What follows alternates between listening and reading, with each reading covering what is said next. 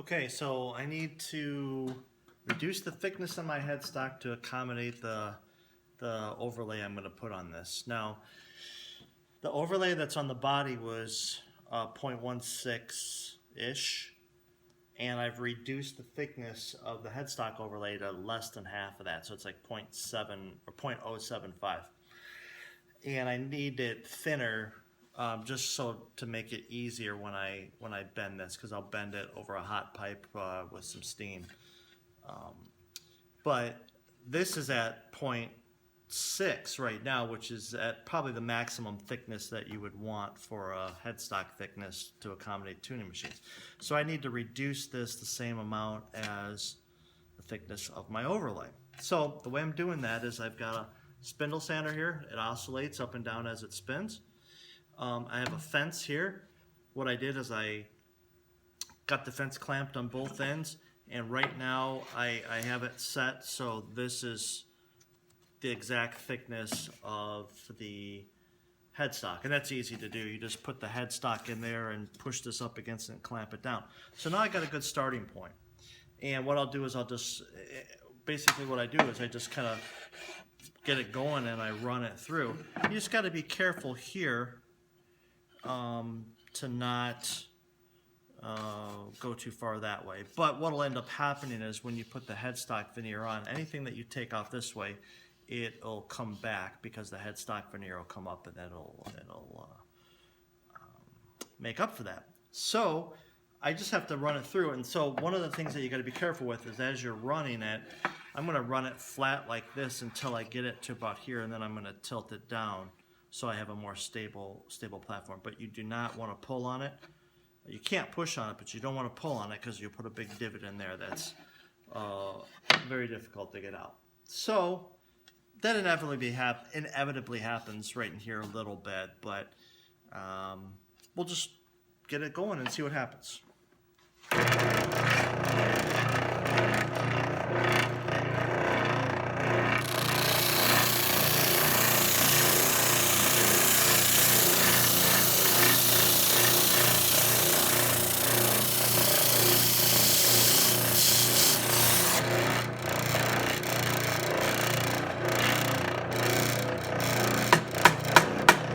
I do is I just give the fence a couple little taps and it moves it over a little bit. So I'm just taking down little bits at a time.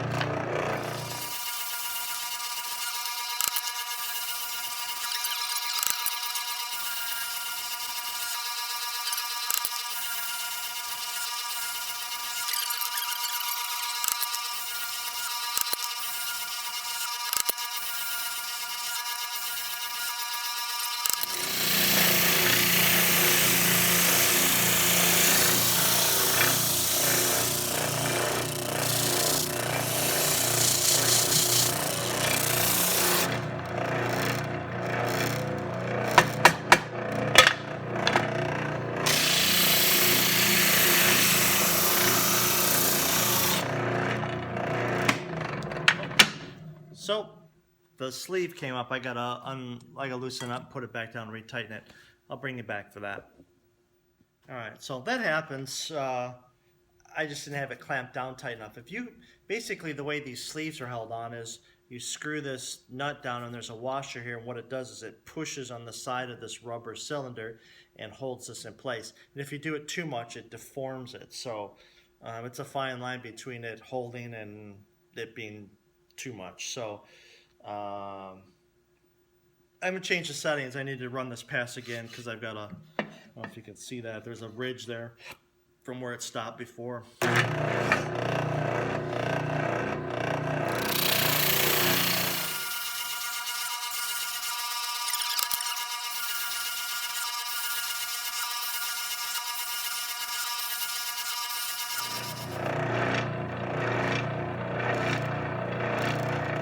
Just slightly over 5, so I'm going to call that good. So it turned out really well. There's a little bit of a divot here, but the mahogany is so soft that I can sand that right out. Overall, it looks really good, and yeah. So she's ready to get the other thing bent and then glued on eventually. All right, let's play with a little bit of fire today.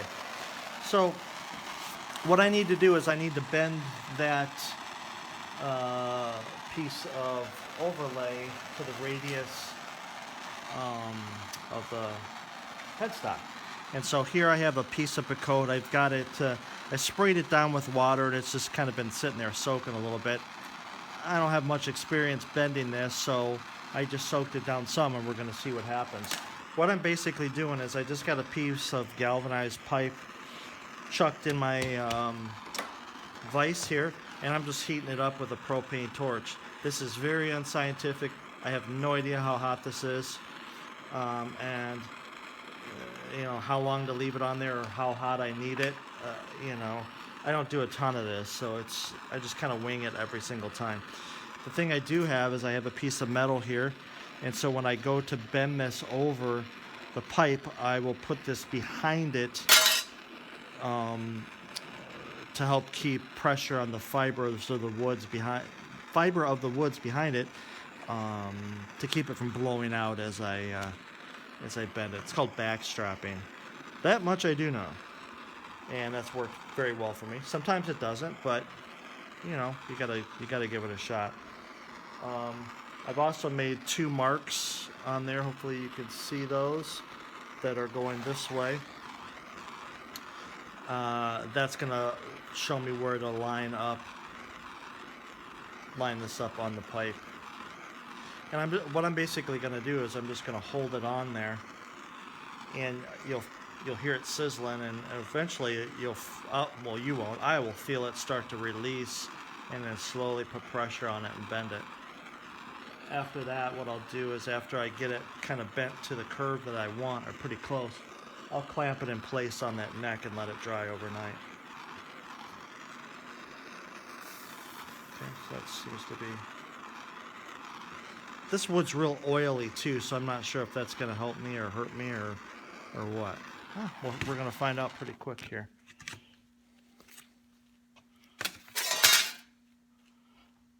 Who knows if I'm going to burn the heck out of this too.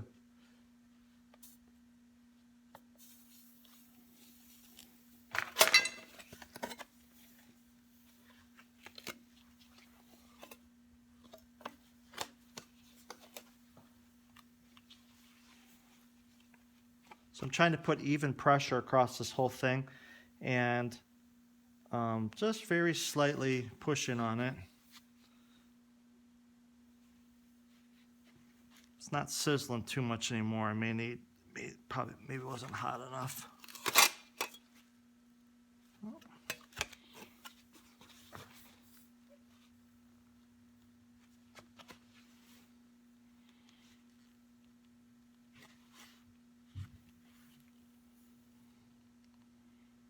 Actually, I'm starting to feel it release.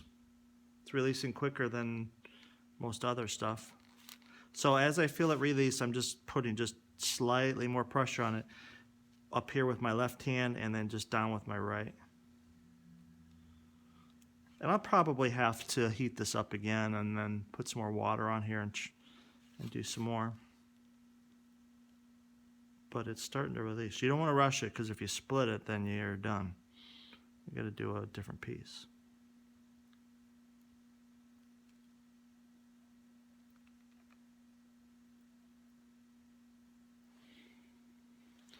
Okay, I'm just going to see what I'm at. Okay. It's moving a little bit.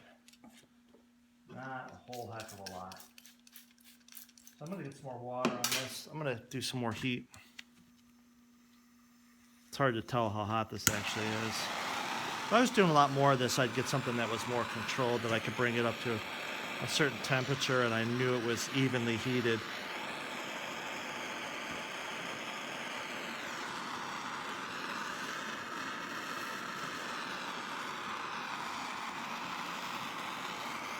But the only thing I really do any bending of is these type of things. And typically I'm doing stuff like maple, a lot of maple. Walnut bends pretty easy. Maple you gotta be a little bit careful with, because it scorches pretty easy, and that's, you know, hard to get out, especially on figured woods.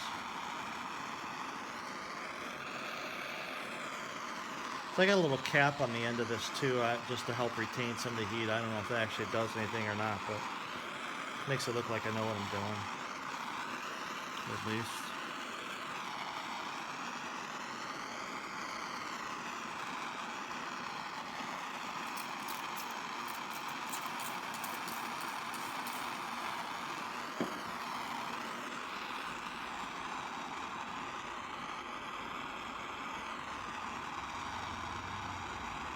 I think there's some sort of water drop test. You put water on it, and depending on what it does, it lets you know whether it's a good temperature or not. And I can't remember what that is. It sizzles or bubbles or boils or what it does. I don't know. But let's try it again.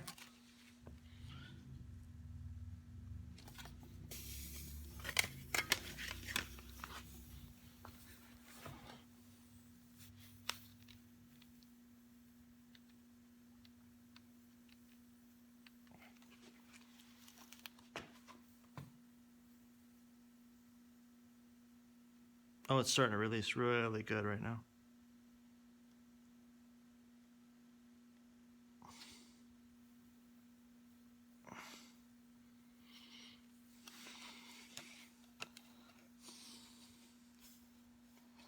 But it also wants to spring back to where it was.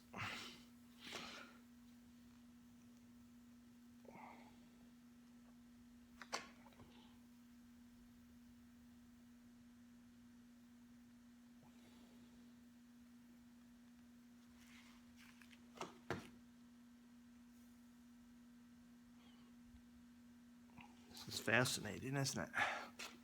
Well, I'm going to keep going on this. I'm going to stop it. We're running probably 7-8 minutes already, so I'm going to stop this and come back when I'm finished. Let's see where we're at.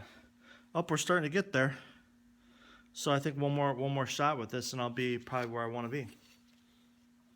There you go. So I got her bent.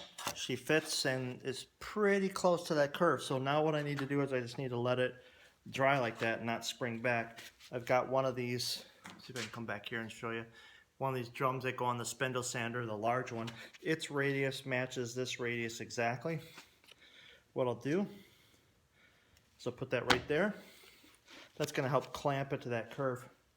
Then I made this little doodad. It's got the same radius on this side, kind of shaped like a headstock, and it just shoves right under there like that to kind of hold that in place. Take one clamp,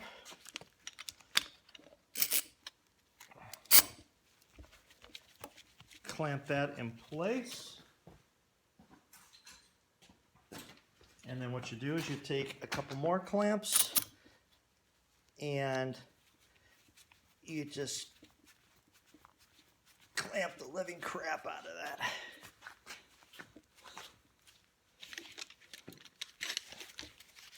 Both sides. It forces it down into that curve. Now it'll probably have some spring back, and it won't be perfect, but it looks darn good here. Yep, it's pretty good. So now we're just, oh, I heard it crack a little bit. Probably cracked on this edge over here. So now I just gotta let it sit for a day and let it dry out under there.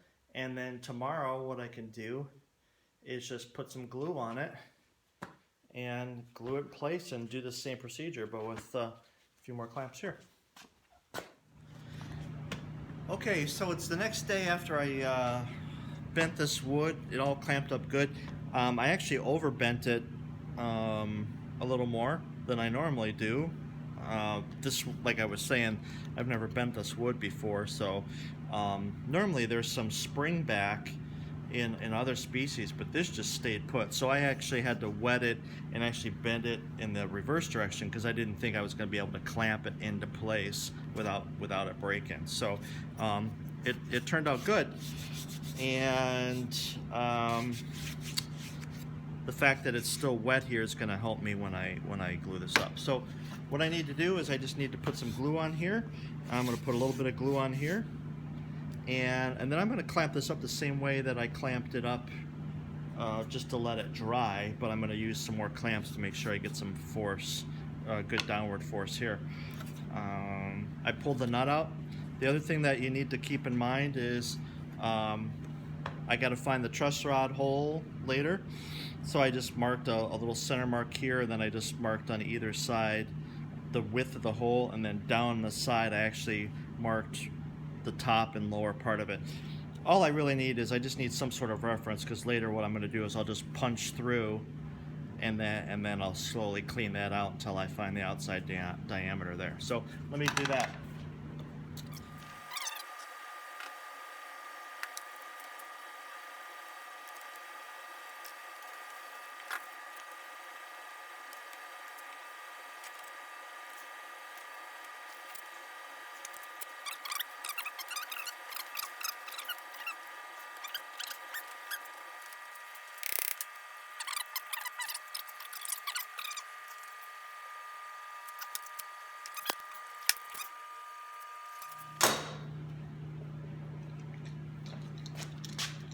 Ran out of clamps there. I got a bunch of other stuff clamped up other places, so I had to steal a couple off that top we glued up. Should be okay though. Got one more here, and that should be it.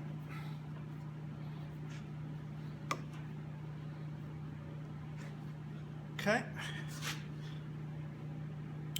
Well, I like it. It might be a little bit open over here, but no. Looks like I got good squeeze out everywhere. Well, now I just gotta let it sit for forever, and probably a day or so, and let her dry. On to the next step. Okay, so I just we've glued this thing up. So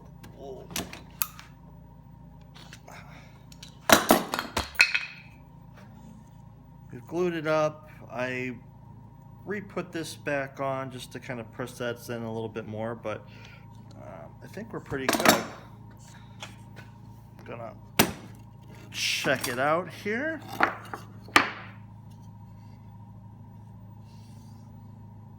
Yeah, it looks like I got pretty good coverage here. There is a little bit of a gap right in here, but that's really hard sometimes to get that against there. The cool thing is with the green of this wood and it being dark, it'll blend right in. You won't be able to see that. So, yeah, here she is. So the next step is I'm just going to trim this flush, and then lower this down. Even with that, I'm not going to shape this quite yet, but and I'm going to punch the holes through. So I'm going to reset up for that. Cool. Okay, so here's where I'm at. This turned out pretty good. There was just a little bit of a gap there, and I just filled it in with some dust from this and some super glue, and you can't even hardly tell. So I have it shaped to the headstock shape that they provided.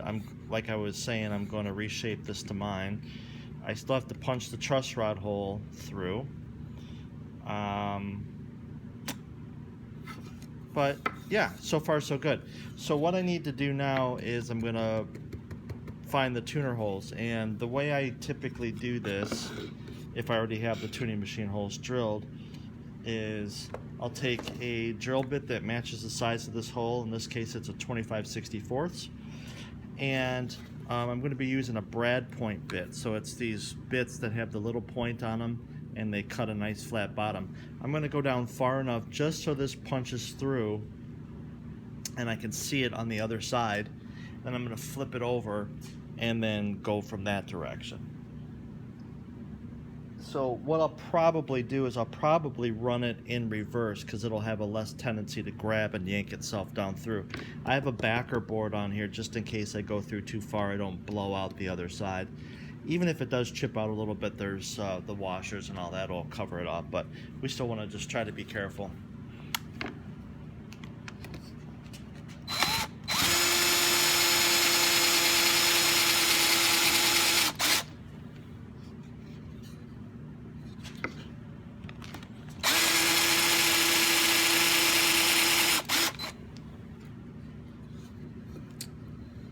So again, running it in reverse will, it's not gonna take any significant cut. It'll just scrape it a little bit, but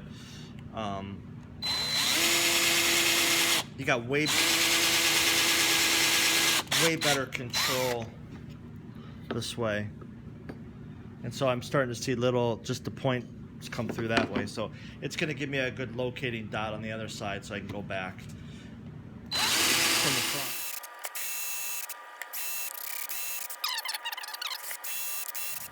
So I don't know if you can see those, but there they are. There's one there. This one, well, that first one came through. I'm gonna go and hit that one again.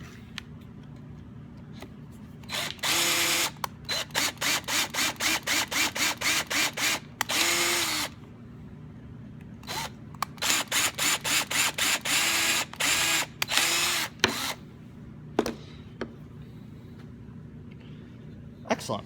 So there it is. So now what I can do is I can come down through this side. These are still a little bit hard to see, so I'm going to grab a punch and just open them up a little bit.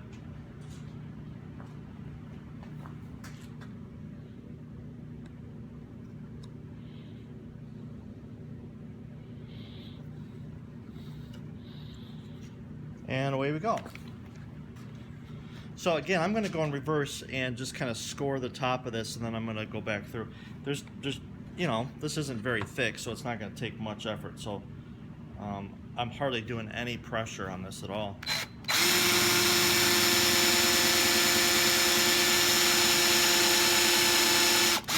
Maybe you can see that little score mark there.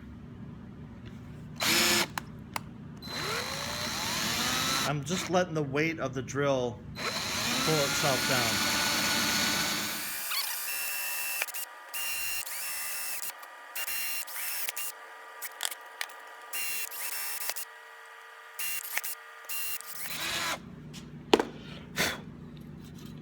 There she is. So yeah, these little things will come right out. They're just wood from the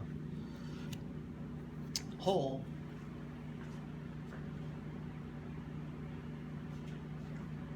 Hanging on there. So you can grab like an X-Acto, some other scalpel blade, and just kind of gently carve that away. Typically happens on the end grain.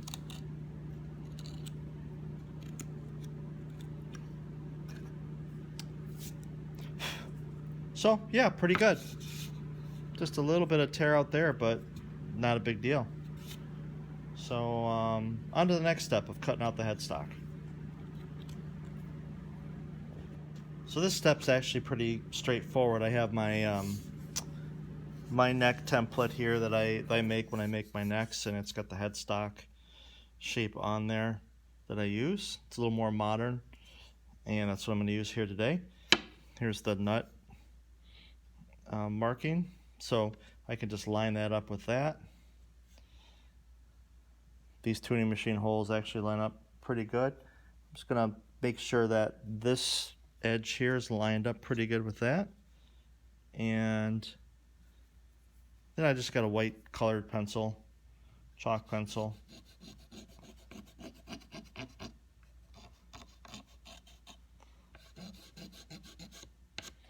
Make my mark, and yep. So my headstock's just a tad longer than what they provide here, but I can squirrel it in there. So yeah, you can see it here.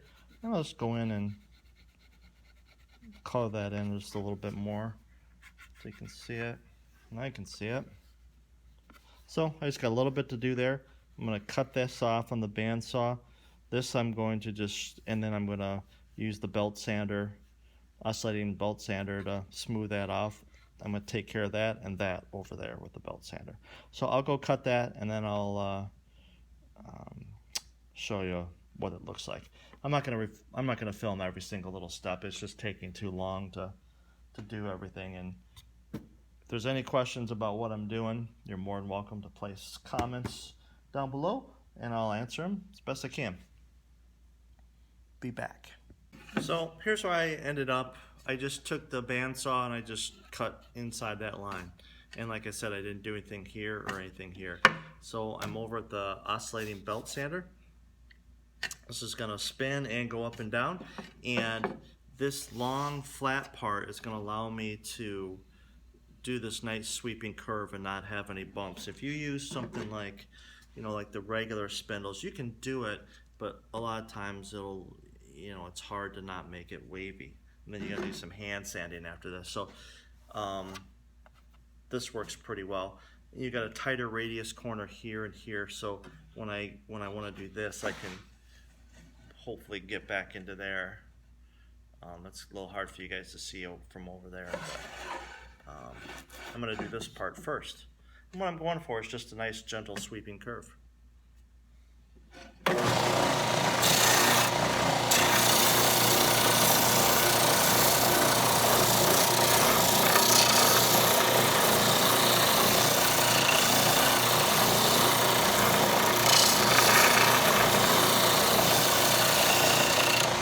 First thing I did is I tried to knock off any really significant high spots that I could see, and right now it's pretty good.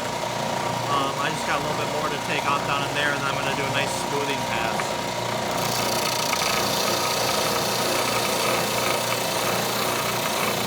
And I'm not pushing very hard at all. Always trying to keep it moving. Stay in one spot for too long, you'll put a dent in there that you gotta sand out.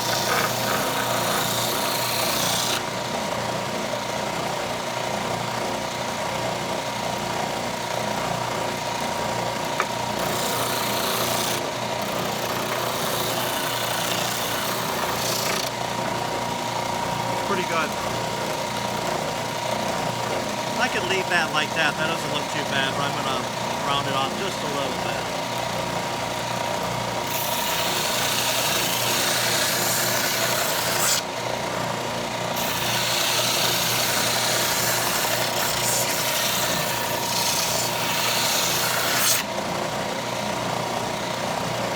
Curves, you always got to keep it moving, otherwise you'll sand it flat and you're in deep trouble there. So I'm going to take out a little bit right here. I'm going to do that down at this end.